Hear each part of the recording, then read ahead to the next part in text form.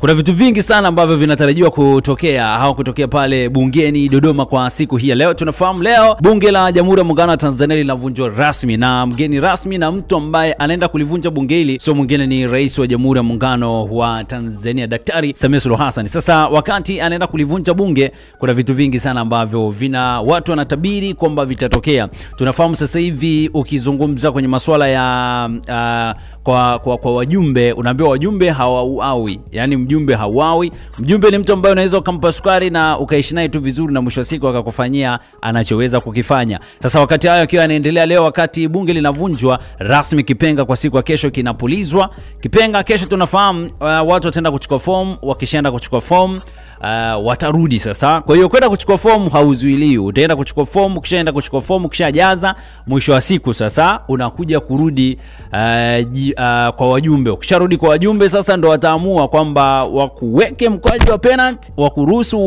uende au inakuaje. Kwa hiyo imekuwa ni miongoni mwa wasiwasi mkubwa sana. Nimeshuhudia baadhi ya watu na habari mbalimbali hata kwenye mitandao mbalimbali ya kijamii wanasema kwamba wajumbe sasa hivi wanasumbuliwa sana. Simu zinapigwa sana kwa wajumbe ili tu waweze kupewa nafasi na waweze kuwapa watu ambao wanaomba ridhaa ya kuingia kwa wananchi, kuomba ridhaa kuwa mbunge au kwa mdiwani au kwa mtu yoyote yule. So unaweza kujionea ni kwa jinsi gani. Sasa wakati hayo yakiwa yanaendelea, binafsi kuna vitu vingi sana ambavyo kiviangalia kwenye ulimwengu wa nyama, achana tu na kuangalia tu kwenye ulimwengu wa roho, ni mbali zaidi kwa wale ambao wanaamini.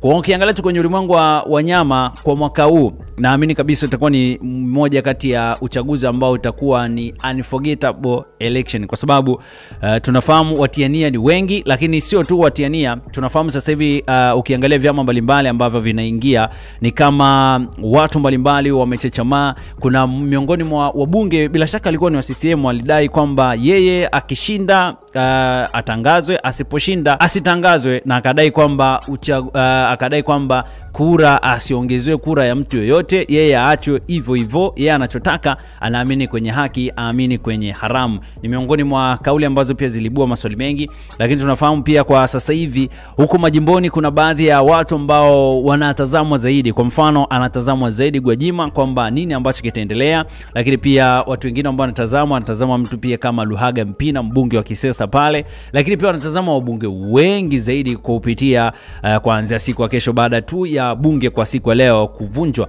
Lakini pia kuna vitu vingi sana ambavyo wengi wanatamani kuviona. Je, leo Chadema wanakaa? Tunafahamu leo Chadema wana mkutano mkubwa kabisa na unafanyika pale Blimani City. Atakuwepo Freeman Mboyo, atakuwepo pia na Heche, watakuwepo pia na watu wengine wengi kwa siku hii ya leo. Yote kwa yote ni kujadili pia masuala mbalimbali ya siasa na namna ambavyo itaenda. Je, leo watatoka na nini hasa? Ndio kitu ambacho wengi wanasubiria kukifahamu na wanasubiria kukiona hicho. Na sisi kama BM Basha TV kazi yetu kubwa tutakufahamisha taarifa zote hizo, tutakusogezea kwa uzuri zaidi, lakini kubwa zaidi hakikisha una subscribe channel yetu ya BM Basha TV.